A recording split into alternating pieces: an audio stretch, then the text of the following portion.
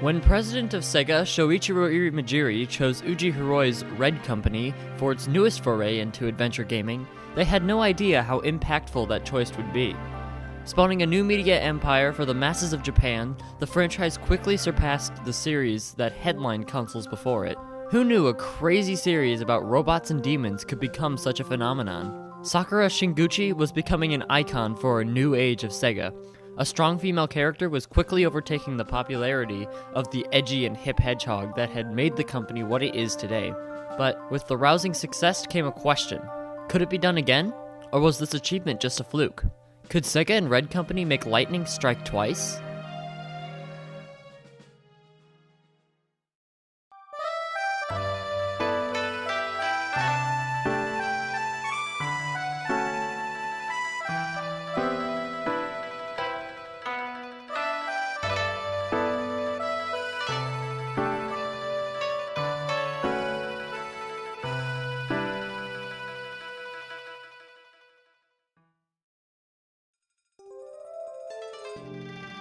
With a release day sellout and a total run of 550,000 copies, it was clear to Sega that a sequel to this newly beloved property needed to be made. But games take time to make, and the company needed a way to keep the hype going, so it was time to expand into other territories of media. Their first foray into another medium came with the release of the prequel OVA, or original video animation, called Oka Kenran, or Cherry Blossom Magnificence. Coming out between December of 1997 and July of 1998 in order to keep fans interested before the second game's release, Oka Kenran would give further insight into the characters' backstories that were not explained in the games, such as how Sakura and Sumeri came to join the Flower Troop, among other tales. This, and the other eventual anime adaptations, came to introduce the rest of the world to the Sakura Wars series. While popular in Japan itself, after being released and localized by ADV Films worldwide, the series soon gained traction in America and Europe. While fans in Japan knew the cast because of the games, if you ask someone in America, they might say they watched the anime. The fantastic late 90s animation, voices, music, and storytelling made the Sakura Wars anime extremely enjoyable whether you knew the context of playing the games or not. As fans began to emerge from the woodwork from each side of the pond, spin-offs became inevitable.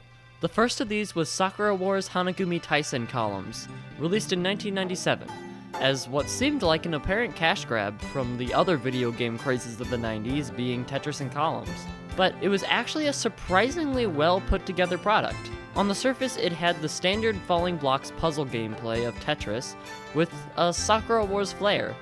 However, there were a few changes. For one, a story mode was included. It follows one of the 6 heroes in a similar style to the main games, with lips dialogues choices in tow with little chibi versions of the characters, reacting to the match and competing against each other for glory. A Cinderella mode was also included, which allowed you to pit each of the girls against each other for the role of Cinderella in a play. With similar dedication to the main series, Hanagumi Taisen columns would become an interesting side addition to the series at large. With Hanagumi Taisen columns' small success, many other side projects came into fruition. One such edition became just as, if not more popular than the franchise itself. Starting in 1997, a full-length, semi-annual stage show went into production. Pulling from the plays that already existed within the games, the show fully realized the theater aspect of the franchise, giving the voice actors a wide breadth of their vocal range. Donning the garbs of their in-game personas, the group, eventually including Ogami's voice actor himself, turned into a true musical theater troupe performing plays from comedies to tragedies, along with fully vocalized renditions of the series' themes, such as the famous Geki Tekko Kekiden. The popularity of these plays could be played up to Japan's rampant Sakutai frenzy. It is more likely another testament to the talent involved in the project, as the actors were quickly becoming as popular as the characters they portrayed. Even years after the series has passed on, the stage show continues to press onward towards greater heights. The culmination of the nation's rapid interest in the series came with Taisho Ramondo. Running for nearly a decade between 1998 and 2008, this dedicated Sakura Wars shop and cafe operated daily in Ikebukuro, Tokyo. The store, a Sakura Wars fans' dream, was crammed to the brim with merchandise, organized by each hero, of course. Human-sized statues of the characters in Kobu were on display, with the staff wearing Sakutai cosplay and apprehensively declining to be photographed. At the cafe, a small menu of tenuously designed character-themed sweets and drinks were available. The shop's dedication to the series could not last, however, as a decade in, it had to be closed down. These multitudes of side distractions had been hyping up the true reason fans were waiting for, the inevitable sequel. Beginning production immediately after Sakura Wars' success, Hiroi and his team were put in the difficult position of creating a second smash hit. But how do you improve on perfection? To Red Company, it started with a name. Instead of just titling it the ordinary moniker of 2, the team gave the game the subtitle of Kimi Shintamono Koto Nakari, or Beloved, You Must Not Die.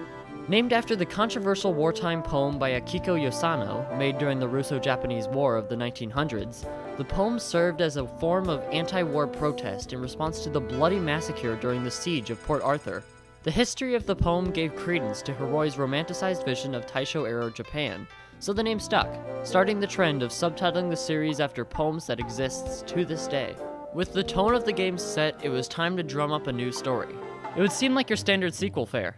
Our hero, Ogami, has been training away in South Africa for a year, and had just returned to Japan to fight a new and more powerful Black Nest society, with the new arrivals, Orihime and Reni, along for the ride, and the original cast in tow.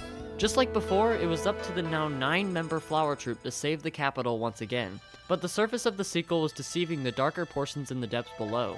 Death and rebirth became constant themes throughout, and characters crucial to the plot could face one or the other.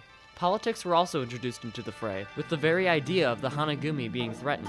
Story also took center stage. Whereas in the original game, characters' own stories were all on their own, with the plot being secondary, this time the plot and the heroes became intertwined and essential to each other. The Sakura Wars franchise had truly grown up with its fans over the past 2 years, giving them the darker and more plot-driven version they needed. The scale of the game has also been increased lengthwise too, occupying 3 discs instead of 2. Even the Hot Springs Vacation is included, a Japanese staple. Because of this, it was now possible for the Sega Saturn to read your save data from the original Sakura Wars, unlocking new scenes and allowing you to continue to cultivate your relationship with whichever heroine you'd picked thus far. A feature like this was revolutionary for its time and was not seen for many years since. The game systems also received further refinement from the formulas introduced in the original. The lip system is back, with several improvements and additions. For one, the conversation mode is introduced, involving you to go back and forth between characters until the situation is resolved or falls apart. Another type changes your options halfway through, making your decisions all the more difficult. One more gives you an overarching time limit that counts down while you deal with several individually timed lips choices. All of these, along with the original system, are overshadowed by the new personality gauge. Tracking your progress from the bottom right-hand corner, the new personality gauge shifts from red to blue depending on your actions to certain choices. Different characters prefer you to behave in different ways. Will you be a kind and gentle captain, or a strict and stern one? Neither is right or wrong. The combat also received its improvements within the game. The gameplay has been sped up immensely from the original. Battles flow more fluidly than ever before, with 3D cut-ins to the 2D fights being ever present. Active characters in battle show a full high-res bust, broken out of the UI rather than a tiny portrait. The Kobu themselves have also received an upgrade to the Kobukai, or Warrior of Light revised. Slightly souped up and more badass versions of the original. A new feature is also added to spice up the gameplay. The command option allows you to change the way your team members fight in 4 distinct ways. Do you prefer to go on the defensive and forego offense? Then Mountain is your preferred way of fighting. These new options added a new layer of technicality to the series, giving the player even more options than ever before. These grand improvements seemed like a shoe-in for the success of the sequel. All Sega had to do was release it. Releasing for the Sega Saturn in April of 1998, the critically and commercially acclaimed sequel sold a mind-blowing 530,000 units, making it one of the best-selling Sega Saturn games of all time, right next to the original. The original Sakura Wars wasn't just a fluke, it was a storm waiting to happen, a media storm like none other, placing itself among the likes of other 90s hit franchises such as Pokemon and Sega's very own Sonic the Hedgehog. Sakura Wars fever had spread throughout Japan and showed no signs of stopping. From anime to stage shows, from side projects to the main series itself, the appeal of the franchise seemed to have no bounds in Japan, and even the outside world. One question remained. How long could this dream truly last?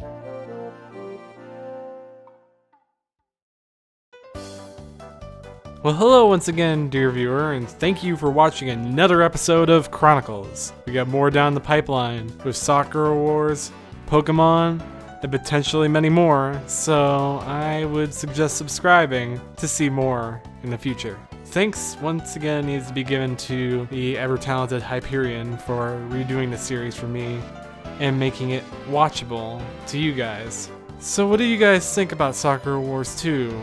Do you think it's a superior game if you've played through it before, or do you think that it just is kind of a little bit inferior to the original? I'm a little bit in the middle, but the next game we're doing is my favorite game, so that's why. But anyway, that's it from me.